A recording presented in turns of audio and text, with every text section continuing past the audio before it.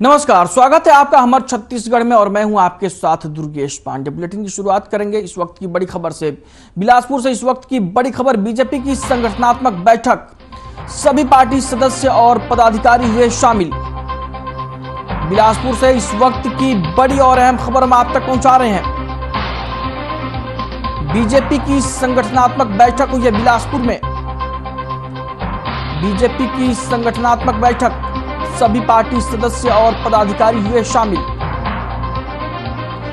इस वक्त की बड़ी और अहम खबर हम बिलासपुर से आप तक पहुंचा रहे हैं। बिलासपुर में बीजेपी की संगठनात्मक बैठक हुई है जिसमें सभी पार्टी पदाधिकारी और सदस्य शामिल हुए हैं। सभी पार्टी सदस्य और पदाधिकारी हुए शामिल। बीजेपी की संगठनात्मक बैठक बिलासपुर से इस वक्त की बड़ी और अहम खबर हम आप तक पहुंचा रहे हैं। बीजेपी की संगठनात्मक बैठक, सभी पार्टी सदस्य और पदाधिकारी हुए शामिल। बिलासपुर से इस वक्त की बड़ी और अहम खबर हम आप तक पहुंचा रहे हैं। तस्वीरें आप अपनी टीवी स्क्रीन पर देख सकते हैं। तस्वीरें बिलासपुर की है जहां पर बीजेपी की संगठनात्मक बैठक हुई और आपको बता दें कि पार्टी के सदस्य और पदाधिकारी इस बैठक में शामिल हुए।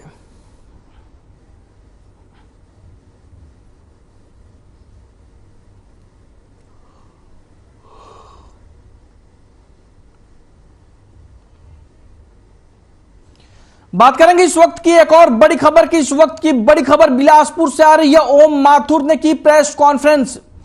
बीजेपी के प्रदेश प्रभारी हैं ओम माथुर। उत्तर पूर्व के राज्यों में जीत की बाटी खुशी, पूर्ण बहुमत से सरकार बनाने की करेंगी तैयारी। बीजेपी के प्रदेश प्रभारी ओम माथुर ने बिलासपुर में प्रेस कॉन्फ्रेंस की और इस दौरान उन्होंने उत्तर पूर्व के राज्यों में बीजेपी की जीत की खुशी बांटी। पूर्ण बहुमत से सरकार बनाने की तैयारी। बीजेपी के प्रदेश प्रभारी है ओम माथुर, उन्होंने बिलासपुर में प्रेस कॉन्फ्रेंस की है।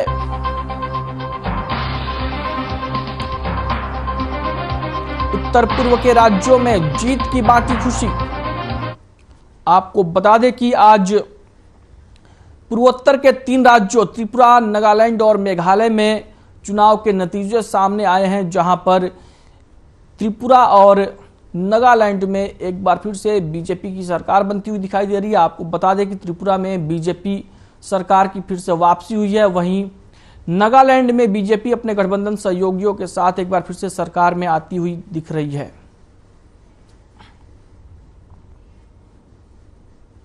वहीं कस्बा उपचुनाव में एमवीए प्रत्याशी रविंद्र धंगेकर ने 11,040 मतों से जीत हासिल की है। कस्बा पेठ उपचुनाव का रिजल्ट आ गया है। इस सीट पर महाविकास अघाड़ी प्रत्याशी ने रविंद्र धंगेकर ने 11,000 वोटों से जीत दर्ज की है। बीजेपी के गढ़ में यह कांग्रेस की ऐतिहासिक जीत है। बीजेपी के पारंपरिक निर्वाचन क्षेत्र में कांग्रेस के रविंद्र धंगेकर ने बीजेपी उम्मीदवार हेमंत रासने को हरा दिया है। लंबे समय से बीजेपी का गढ़ रही कस्बा सीट पर रविंद्र धंगेकर की जीत से एमवीए में खुशी की लहर है। कांग्रेस के रविंद्र धंगेकर जीत रहे हैं। हमारे साथ एनसीपी के अध्यक्ष प्रशांत जगताप है, हम उनके साथ बात करेंगे। सर, क्या कहेंगे, आपने पिछले 25 सालों का गिरीश बापट साहब का गढ़ तोड़ा है, उसके बारे में क्या कहेंगे? ये गढ़ भाजपा का था, ये बात सही है, लेकिन जिस तरीके से पुणे के और कस्बा की जनता ने करारा जवाब दिया है वो बहुत बढ़िया है। अभी 10,000 से ज्यादा वोट से यहाँ पे माननीय धंगेकर जी जीत रहे।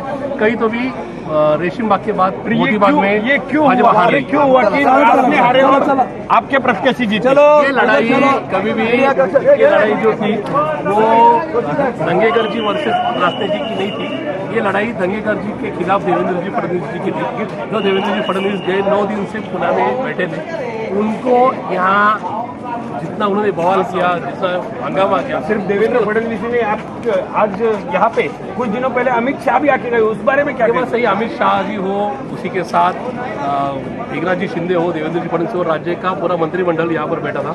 रुझान आने वाले हैं कस्बा पेठ के। हमारे साथ पुणे के एक वरिष्ठ पत्रकार है दीपक मुनो, जो नवभारत के संपादक है पुणे के, हम उनसे बात करेंगे। क्या लगता है आपको, क्या होगा?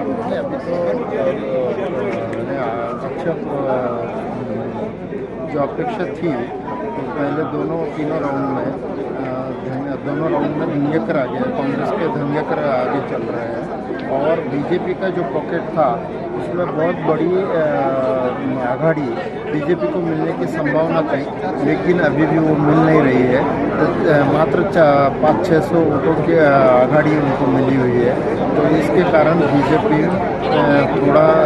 के कार्यकर्ता नर्वस दिखाई दे रहे हैं। ये उनके लिए आगे के लिए अच्छा नहीं, क्योंकि बाद में जो आने वाला है, अभी जो चल रहा है वो बीजेपी का जो पॉकेट है, खासकर शनिवार नारायण और सदाशिव पे, तो वो बीजेपी का पॉकेट है और उसमें अगर इतना कम यहाँ पे लोगों का जमावड़ा बढ़ता दिख रहा है। रविंद्र धंगेकर के कुछ कार्यकर्ता हमारे साथ हैं, हम उनके साथ बात करेंगे। क्या कहेंगे, आज रविंद्र धंगेकर एमएलए हो चुके, विधायक हो चुके, क्या कहेंगे? है वो तो अच्छी बात है। उन्होंने ग्राउंड लेवल पे बहुत अच्छा काम किया है, इसलिए वो अब सब पब्लिक ने उनको चुन दिया है। बीजेपी में क्या कमतरता रही जो बीजेपी जीत न सकी? एक्चुअली राष्ट्रीय साहब कम पड़े ग्राउंड लेवल पे काम करने के लिए। जो उन्होंने करना चाहिए था वो नीचे तक उनका काम नहीं रहा और ग्राउंड तक नहीं रहा। और जहाँ तक धंगेकर का काम है, हर एक आदमी के नाम जब चुनाव चल रहा था तभी वही चल रहा था कि धंगेकर आएंगे, तो जीत उनकी हुई। हमारे साथ कुछ युवा है, उनके साथ बात करेंगे। आप क्या कहेंगे कि आपके नेता विधायक हो चुके हैं? अभी जो धंगेकर जी है वो सर्वसामान्य के नेता है क्या? अभी तो हमारे जो कस्बा के जो प्रश्न है कुछ सालों से पहले रखड़े हुए, वो अभी जाके विधान भवन में जो मानेंगे वो हमें बहुत खुशी हो रही है। जो हमारे विधायक अभी विधानमंडल में जाके हमारे सर्वसामान्य लोगों के प्रश्न मानने वाले हैं। तो ये थे कुछ युवा यहाँ पे आज पिछले 30 सालों का बीजेपी का गढ़ रविंद्र धंगेकर ने आज तोड़ा है। कैमरामैन राजेंद्र जाजू के साथ सिद्धेश कर्नावत, हर खबर पुणे।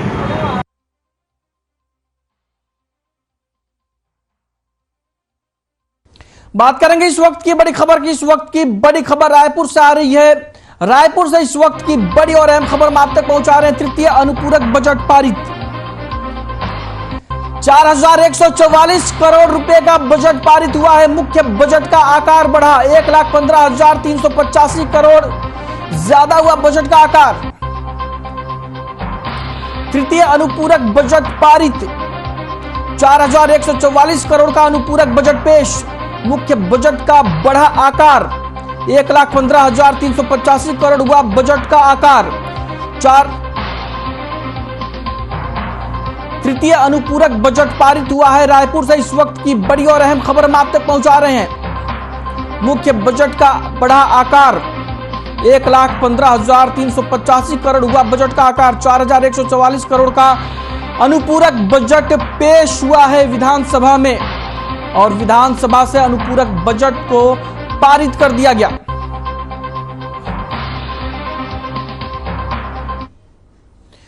वहीं बिलासपुर से एक नाबालिग लड़की संग 3 लोगों के दुष्कर्म करने का मामला सामने आया है, जहां पर पीड़िता के पिता ने आरोपियों के खिलाफ कानूनी कार्रवाई करने की मांग की है। आपको बता दें कि आरोपियों के खिलाफ धारा 363, 366, 376 और पॉक्सो एक्ट के तहत मामला दर्ज किया गया है।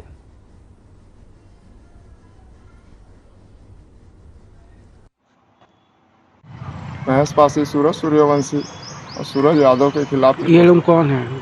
ये लोग मेरी बेटी के साथ जो अत्याचार किए थे वो आरोपी है सर, और उनके दोस्त है यार। गाँव के ही हैं क्या? गांव के ही है। थाना वाले क्या कहते हैं? मेरे को उल्टा अंदर कर देते हैं सर। महेश पासी, सूरज सूर्यवंशी और सूरज यादव के खिलाफ। ये लोग कौन हैं?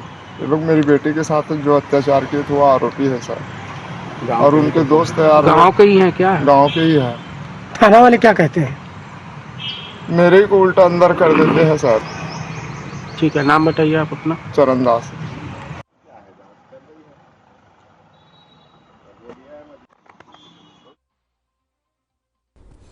वहीं छत्तीसगढ़ के 10 आकांक्षी जिलों में बालिकाओं को स्वास्थ्य संबंधी देखभाल और उन्हें पूरक पोषण आहार उपलब्ध कराने के लिए छत्तीसगढ़ सरकार द्वारा जल्द ही पहल की जाएगी। बेटी बचाओ बेटी पढ़ाओ योजना को राज्य के सभी जिलों में विस्तारित करने की भी योजना है। महिला एवं बाल विकास मंत्री अनिला भेड़िया ने अंतर्राष्ट्रीय महिला दिवस के मौके पर आयोजित महिला सुरक्षा एवं पोषण जागरूकता कार्यशाला को संबोधित किया और उन्होंने कहा कि आकांक्षी जिलों में अब 14 से 18 वर्ष की बालिकाओं को स्वास्थ्य संबंधी देखभाल की जानकारी के साथ साथ इन बालिकाओं को पूरक पोषण आहार भी दिया जाएगा।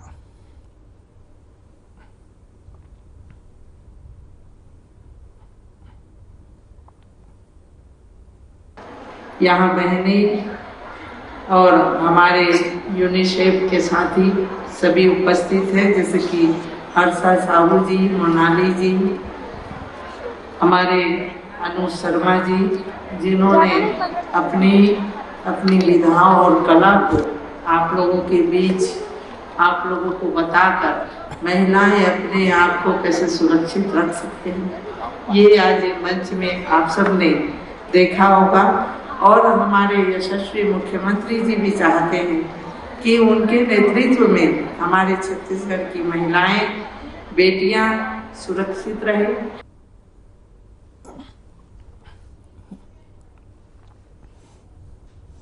वहीं स्वास्थ्य विभाग गरियाबंद द्वारा 1 से 30 मार्च तक मिशन परिवार विकास पखवाड़ा आयोजित किया जाएगा।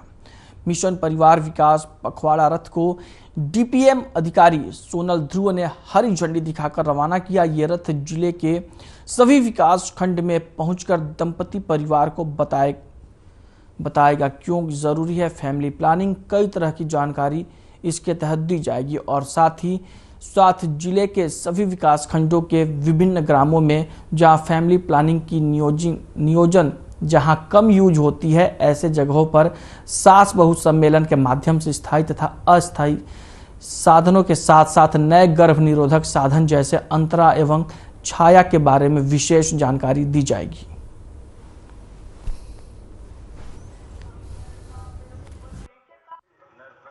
एक लक्ष्य दंपति पखवाड़ा आयोजित करता है भारत सरकार हर साल। तो अभी हमारा 1 मार्च से लेकर 30 मार्च तक लक्ष्य दंपति पखवाड़ा का आयोजन किया जा रहा है, जिसमें पहले जो 7 दिन रहते हैं वो हम लोगों को मोटिवेट करते हैं, बताते हैं कि भाई क्यों जरूरी है फैमिली प्लानिंग। विभिन्न तरह की फैमिली प्लानिंग के मेथड रहते हैं, वो क्यों यूज करना जरूरी है, हम उसके बारे में करते हैं। विभिन्न जगहों पे हमें इसी अभियान के दौरान 7 सम्मेलन इस तरह के आयोजन करवाने, जो हमारे विकासखंड स्तर पे सभी जो विलेजेस हैं, कुछ विलेजेस में जहाँ फैमिली प्लानिंग के नियोजन की जो चीजें हैं वो कम यूज होती, वहाँ पे वो आयोजित किया जा रहा है।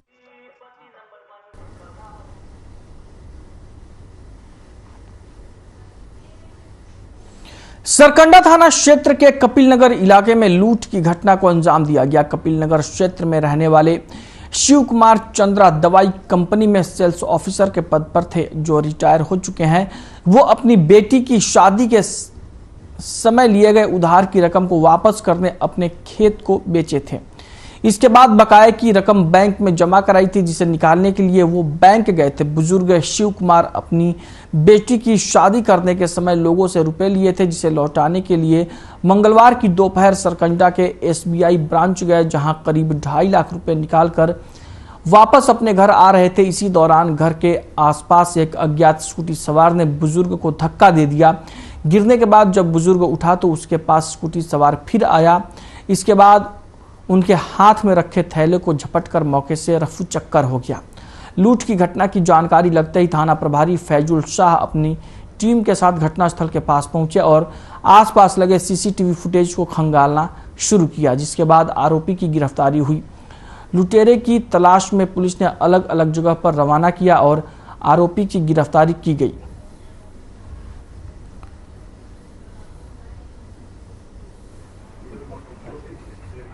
सरकंडा थाना क्षेत्र के कपिल नगर इलाके में दोपहर लगभग 2:30 बजे एक रिटायर्ड कर्मचारी शिव कुमार चंद्रा बैंक से अपने 2.5 लाख रुपए लेके जा रहा था अपने घर।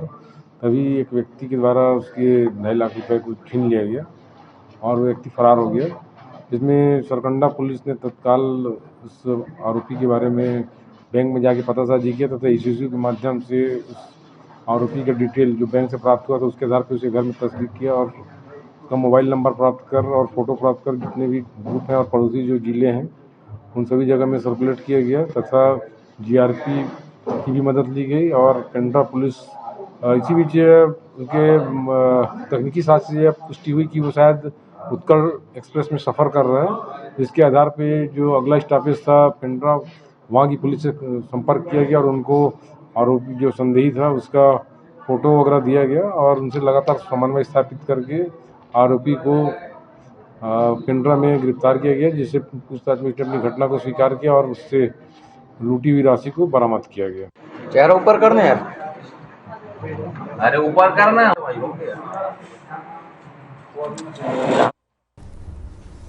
वहीं गरियाबंद जिला मुख्यालय में बनने वाले नवीन मल्टी फैसिलिटी और सुसज्जित जिला अस्पताल का कलेक्टर प्रभात मलिक ने निरीक्षण किया।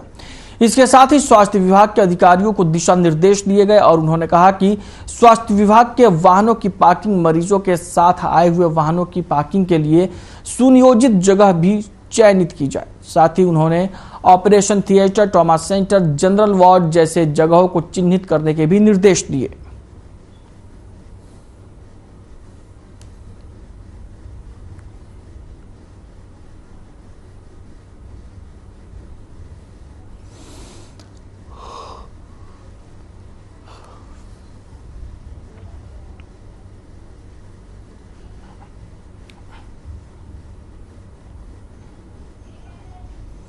खबर रायपुर से है, जहां विधानसभा अध्यक्ष डॉक्टर चरणदास महंत और मुख्यमंत्री भूपेश बघेल ने छत्तीसगढ़ विधानसभा परिसर में मंत्रियों के लिए नवनिर्मित कक्षों का उद्घाटन किया।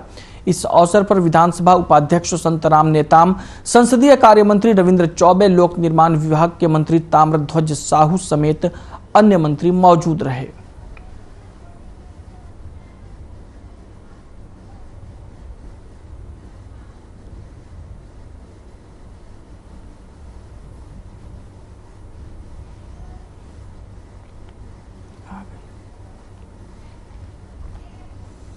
वहीं विधानसभा अध्यक्ष डॉक्टर चरणदास महंत की अध्यक्षता में विधानसभा की समिति कक्ष में कार्य मंत्रणा समिति की बैठक हुई। बैठक में मुख्यमंत्री भूपेश बघेल, नेता प्रतिपक्ष नारायण चंदेल, संसदीय कार्य मंत्री रविंद्र चौबे, विधानसभा के उपाध्यक्ष संतराम नेताम समेत समिति के सदस्य उसमें शामिल हुए।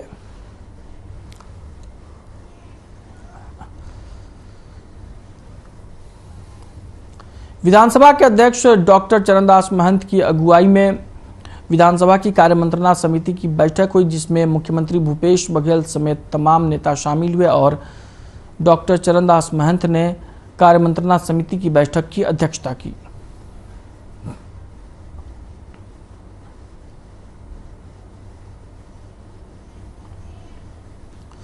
वहीं भारतीय विज्ञान कांग्रेस समिति की अध्यक्ष प्रोफेसर विजय लक्ष्मी सक्सेना ने बिलासपुर प्रेस क्लब में विज्ञान कांग्रेस के नए लक्ष्य पर विस्तार से जानकारी दी। उन्होंने कहा कि ग्रामीण भारत को मुख्य धारा में शामिल कर वैज्ञानिक वातावरण बनाने के लिए प्रयास किए जा रहे हैं।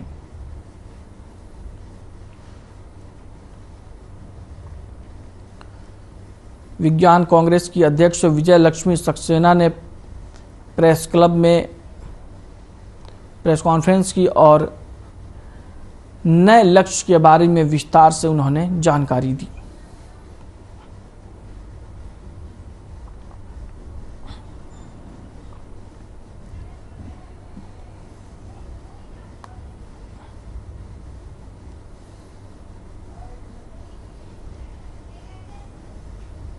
वहीं बिलासपुर कलेक्टर के पास पहुंचे आंगनवाड़ी कार्यकर्ताओं ने अपनी बात रखी। प्रदेश के आंगनवाड़ी कार्यकर्ता सहायिकाओं ने मुख्यमंत्री भूपेश बघेल को लिखे भावनात्मक पत्र, तीजा पोरा और राखी के 4 साल से उधारी नेक स्वरूप मानदेय की वृद्धि करने के लिए पोस्टकार्ड भेजकर निवेदन किया। दरअसल महिला एवं बाल विकास विभाग के अंतर्गत आंगनवाड़ी केंद्रों में कार्यरत कार्यकर्ता सहायिकाएं अपने 6 सूत्रीय मांगों की पूर्ति, जिनमें मुख्य रूप से चुनावी जन घोषणा पत्र में किए गए वादे, कलेक्टर दर और नर्सरी शिक्षक के दर्जे को लेकर 23 जनवरी से सभी जिलों में लगातार धरने पर बैठी हैं और इस दरमियान शासन का ध्यानाकर्षण करने के लिए विभिन्न गतिविधियां कर रही हैं। आपको बता दें कि हड़ताल के 37 दिन हो रहे हैं और प्रदेश के 1 लाख आंगनवाड़ी कार्यकर्ता सहायिकाओं ने मुख्यमंत्री को भैया कहकर संबोधित करते हुए अपनी बहनों को अपने 4 साल के कार्यकाल का याद दिलाते हुए पत्र लिखा है और अब देखना है कि इसका असर सरकार पर कितना होता है।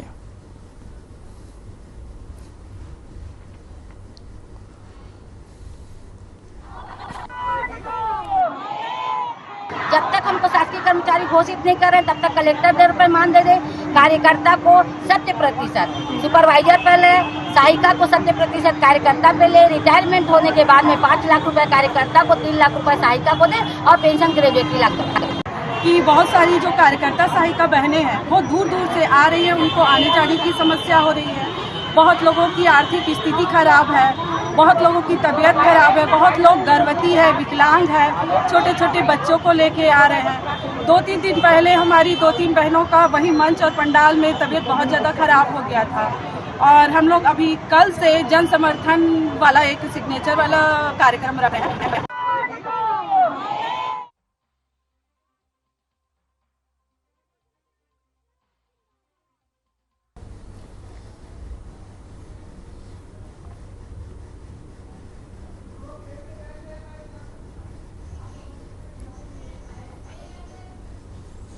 खबर इगतपुरी से है, जहां किसानों को कृषि उपज का सही दाम नहीं मिलने से परेशानी का सामना करना पड़ रहा है।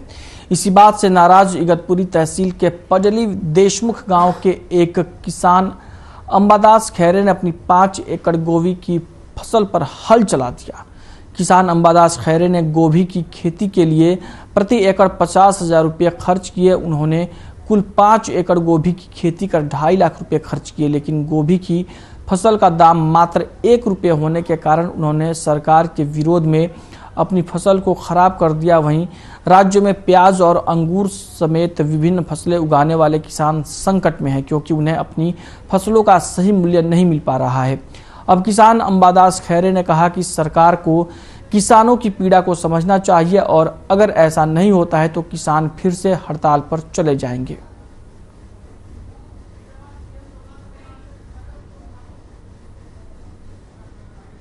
पण आज असं झालंय की उत्पन्नाच्या याच्याने 1 रुपया कंद हे कोबीचा जातोय। मी 5 एकर मध्ये जवळपास 50,000 रुपये एकरी खर्च केला होता। माझा खर्च तर जाऊ द्या, आता काढणीचा खर्च पण मला परवडणार नाही। त्यामुळे मी आज याच्यावर मी नागर फिरून हे केलेलं आहे, कारण की मला काढणी पण परवडणार नाही, याच्या पुढचा त्याचा संगोपनचा खर्च पण नाही परवडणार याचा। त्यामुळे मी आज हे केलेलं आहे। शेतकऱ्यांची वारंवार केंद्र शासन असेल, राज्य शासन असेल, हे वारंवार जे शेतकऱ्यांविषयी धोरण निश्चित करत नाही किंवा शेतकऱ्यांविषयी जे आपुलकीचं कुठलंही हे करत नाही।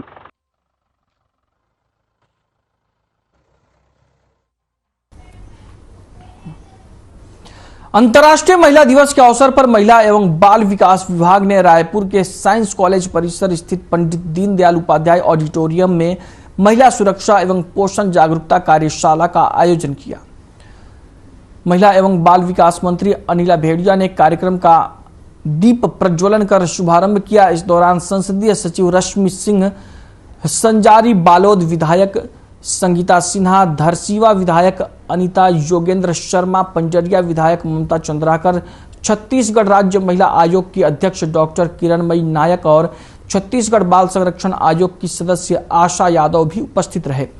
कार्यक्रम में कराटे एक्सपर्ट हर्षा साहू ने महिलाओं को आत्मरक्षा के गुण सिखाए।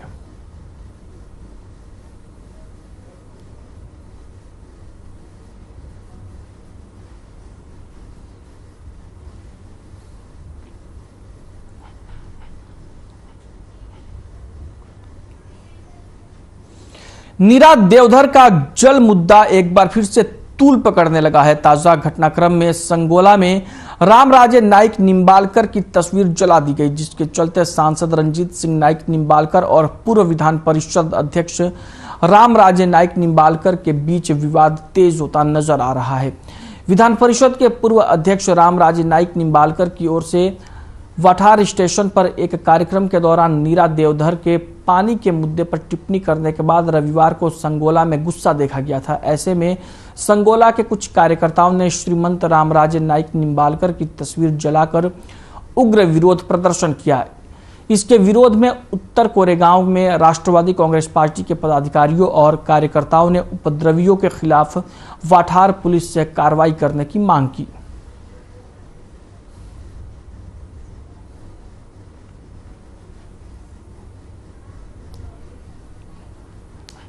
उतावीळ लोकांनी अर्धवट माहितीच्या आधारावरती आदरणीय महाराज साहेबांवरती जो चिखलफेक करण्याचा किंवा पुतळा जाळण्याचा जो निंदनीय प्रकार केलेला आहे त्याचा आम्ही राष्ट्रवादीचे सर्व कार्यकर्ते या ठिकाणी जाहीर निषेध करतो। आपले सर्वांचे तुमामांचे नेते महाराष्ट्र विधान परिषदेचे माजी सभापती आदरणीय महाराज साहेब यांचा काही समाजकंटकांनी त्या ठिकाणी पुतळा जाळण्याचा पराक्रम केलेला आहे, त्याचा निषेध करण्यासाठी म्हणून आम्ही या ठिकाणी आणि जे काही विघ्नसंतोषी लोक आहेत त्यांच्यावर प्रशासनानं कडक कारवाई करावी या उद्देशाने आम्ही पोलीस स्टेशनला आज त्यांच्या विरोधामध्ये निवेदन देण्यासाठी पिंपोडा पंचक्रोशी, वाटार पंचक्रोशी या ठिकाणी राष्ट्रवादीचे कार्यकर्ते।